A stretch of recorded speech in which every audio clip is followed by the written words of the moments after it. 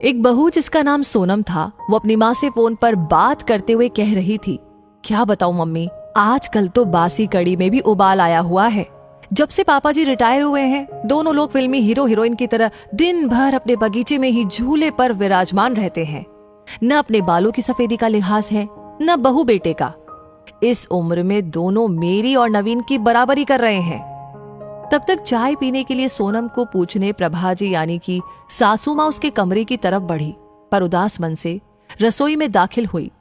उन्होंने सब कुछ सुन लिया था, पर नजरअंदाज करते हुए खामोशी से चाय बनाकर ले गई और सोनम को भी उसी के कमरे में दे दी। उन्हें अशोक जी के लिए चाय ले जाते देख उनकी बहू सोनम के चेहरे पर व्यंग्यात्मक मुस्कान तैर गई, पर वो नजरअंदाज करके सिर झुकाए निकल गई। पति के रिटायर होने के बाद कुछ दिन से उनकी यही दिनचर्या हो गई थी। अशोक जी की इच्छानुसार अच्छे से तैयार होकर अपने घर के सबसे खूबसूरत हिस्से अपने पेड़ पौधों के साथ बैठना, क्योंकि सारी उम्र तो उनकी बच्चों के लिए जीने में ही निकल गई थी। तो जीवन संध्या में दोनों लोग साथ समय भी गुजारते और वहां पड़ी मेज चार कुर्सी उस भाग को और भी मोहक बना देती और दिन भर के बहुत से कार्य वहां पर आसानी से निपट जाते। पांडे विला, जो 2 मंजिला कोठी नुमा घर अशोक और प्रभा का जीवन भर का सपना था, बड़ा खूबसूरत लगता देखने में। उस पर वातावरण भी बेहद सुरमय। 20 बाई 20 गज की कच्ची जगह भी थी उस घर में। बाहर जहां था प्रभा के सपनों का बगीचा, बेला के पौधे, हर सिंगार का घनेरा पेड़, अंगारों सा दहकता गुड़हल का पेड़ और छोटा सा टैंक जिसमें कमल के फूल खिले रहते। जाड़े में तो रंग बिरंगे फूल, डहेलिया, गुलाब, पैंजी और तमाम किचन गार्डन की सब्जियां 4 चांद लगा देती देखने वाले की आंखों में। और रसोई घर में भी ताजे धनिया, पुदीना, मेथी की बहार रहती। हर मौसम में घर खुशबू और सकारात्मक ऊर्जा से सरोबार रहता। उस पर वहां पड़ा झूला जो भी वहां बैठ जाता तो उठने की इच्छा ही नहीं होती। जाड़ों में वही तसले में आग जलती और भुने आलू शकरकंद के मजे लिए जाते, तो बरसात में सुलगते कोयलों पर सिकते भुट्टे स्वर्ग के आनंद की अनुभूति करवाते। अशोक जी ने वो जगह छुड़वाई तो प्रभा और अपने लिए कमरे के लिए, लेकिन संयोग ऐसा बना कि जिम्मेदारी ने उन्हें उस जगह का इस्तेमाल ही नहीं करने दिया। ऐसे में प्रभा ने अपने खाली समय और उस खाली जगह का इस्तेमाल इस बुद्धिमता से किया कि वो कोना घर की जान बन गया। उनका पूरा खाली समय वहीं पर बीत जाता। अब उन्हें उस जगह कमरा न बना पाने का मलाल भी न था, पर प्रभा को अरमान था घर में झूला हो तो अशोक जी ने उसे वहां जरूर लगवा दिया। पेड़ों से लगाव कुछ ऐसा हो गया कि फिर दोनों में से किसी की इच्छा उनके स्थान पर कमरा बनवाने की हुई ही नहीं। पर वो और अशोक कभी एक साथ उस जगह कम ही बैठ पाते। कभी प्रभा अनमनी होती तो अशोक बड़े जिंदा दिल शब्दों में कहते, पार्टनर रिटायरमेंट के बाद दोनों इसी झूले पर साथ बैठेंगे और खाना भी साथ में खाएंगे। हर शिकायत दूर करेंगे। फिलहाल हमें बच्चों के लिए जीना है। बच्चों के करियर पर सब कुछ बलिदान हो गया। अब बेटा भी अच्छी नौकरी में था और बेटी भी अपने घर की हो चुकी थी। रिटायरमेंट के बाद घर में थोड़ी रौनक रहने लगी थी। अशोक जी को भी घर में रहना अच्छा लग रहा था। बड़े पद पर थे तो कभी उनके कदम घर में टिके ही नहीं। गांव से आकर शहर में बसेरा बनाना आसान न था, लेकिन किसी तरह 400 गज जमीन कर ली। सहधर्मिणी प्रभा जी भी सहयोगी महिला थी, तो मंजिल और आसान हो गई। अब दोनों पति पत्नी आराम के पलों को संजो लेना चाहते थे। उनके घर में जरूरी सब सुविधाएं भी थी, फिर भी बहू सोनम को न जाने क्यों वो कोना सबसे ज्यादा खटकता था, क्योंकि कोई भी बंधन न होने पर भी अशोक जी के घर में रहने से उसे घर का काम बड़ा महसूस होता था। दिन भर उसके साथ लगी रहने वाली प्रभा का अब थोड़ा समय अपने पति को देना उसे अखरने लगा था। अक्सर वो नवीन को उसके माता पिता के लिए ताने देने का कोई भी मौका नहीं छोड़ती थी। उसने उस कोने से छुटकारा पाने के लिए नवीन को एक रास्ता सुझाते हुए कहा, क्यों ना हम बड़ी कार खरीद ले। नवीन ने कहा, आइडिया तो अच्छा है, पर रखेंगे कहाँ? एक कार रखने की ही तो जगह है घर में। नवीन थोड़ा चिंतित स्वर में बोला, जगह तो है ना, वो गार्डन तुम्हारा जहां आजकल दोनों लव बर्ड्स बैठते हैं। सोनम थोड़े तीखे स्वर में बोली, थोड़ा तमीज से बात करो। नवीन क्रोध से बोला जरूर, पर उसने भी अशोक जी से बात करने का मन बना लिया था। अगले दिन वो कुछ कार की तस्वीरों के साथ शाम को अपने पिता के पास गया और बोला, पापा, मैं और सोनम एक बड़ी गाड़ी खरीदना चाहते हैं। पर बेटा, बड़ी गाड़ी तो घर में पहले ही है, फिर उसे रखेंगे कहाँ? अशोक जी ने सवाल किया। ये जो बगीचा है यहीं गैराज बनवा लेंगे। वैसे भी सोनम से तो इनकी देखभाल होने से रही, और मम्मी कब तक करेंगी? इन पेड़ों को कटवाना ही ठीक रहेगा। वैसे भी ये सब जड़ें मजबूत घर की दीवारों को कमजोर कर रही हैं। प्रभा तो वहीं कुर्सी पर सीना पकड़कर बैठ गई।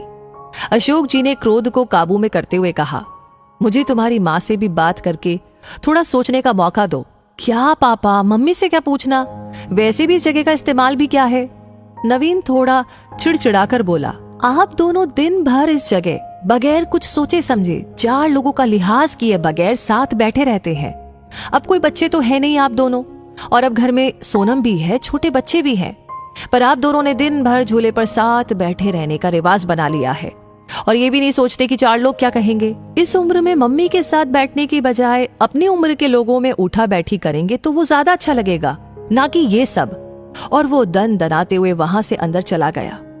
अंदर सोनम की बड़बड़ाहट भी जारी थी। अशोक जी भी एहसास कर रहे थे प्रभा के साथ अपनी ज्यादती का। जब कभी पत्नी ने अपने मन की कही तो उन्होंने उन्हें ही सामंजस्य बिठाने की सीख दी, पर आज की बात से तो उनके साथ प्रभा जी भी सन्न रह गई। अपने बेटे के मुंह से ऐसी बातें सुनकर। रिटायरमेंट को अभी कुछ समय ही हुआ था, उनकी जिंदगी तो भागम भाग में ही निकल गई थी, बच्चों के लिए सुख साधन जुटाने में। नवीन और सोनम ने उस शाम खाना बाहर से ऑर्डर कर दिया, पर प्रभा से न खाना खाया गया और ना ही उन्हें नींद आई। नींद तो वैसे अशोक जी को भी नहीं आ रही थी, और वो प्रभा की मनोस्थिति को भी समझ रहे थे। किसी ट्रैफिक सिग्नल पर खड़े सिपाही जैसे, जिससे हर रिश्ता बस अपनी ही तवज्जो चाह रहा था। पर सोचते सोचते सुबह कुछ सोचकर उनके होठों पर मुस्कान तैर गई। अगले दिन जब सोकर वो उठे तो देखा प्रभा जी सो रही थी, पर बेचैनी चेहरे पर दिखाई दे रही थी। वो रसोई में गए और खुद चाय बनाई। कमरे में आकर पहला कप प्रभा को उठाकर पकड़ाया और दूसरा खुद पीने लगे। आपने क्या सोचा? प्रभा ने रुआंसे लहजे में पूछा। मैं सब ठीक कर दूंगा, बस तुम धीरज रखो, अशोक बोले। पर हद से ज्यादा निराश प्रभा उस दिन पौधों में पानी देने भी न निकली और न ही किसी से कोई बात की। दिन भर सब सामान्य रहा, लेकिन शाम को अपने घर के बाहर टू लेट का बोर्ड टंगा देखकर नवीन ने भौचक के स्वर में अशोक से प्रश्न किया, पापा माना कि घर बड़ा है, पर ये टू लेट का बोर्ड किस लिए? अगले महीने मेरे स्टाफ के मिस्टर गुप्ता रिटायर हो रहे हैं, तो वे इसी घर में रहेंगे, उन्होंने शांतिपूर्ण तरीके से उत्तर दिया। हैरान नवीन बोला, पर कहां? तुम्हारे पोर्शन में, अशोक जी ने सामान्य स्वर में उत्तर दिया। नवीन का स्वर अब हकलाने लगा था। और हम लोग? तुम्हें इस लायक बना दिया है तो 2-3 महीने में कोई फ्लैट देख लेना या कंपनी के फ्लैट में रह लेना अपनी उम्र के लोगों के साथ।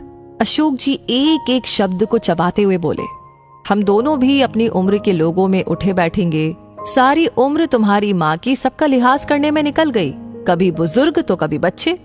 अब लिहाज की सीख तुम सबसे लेना बाकी रह गया था।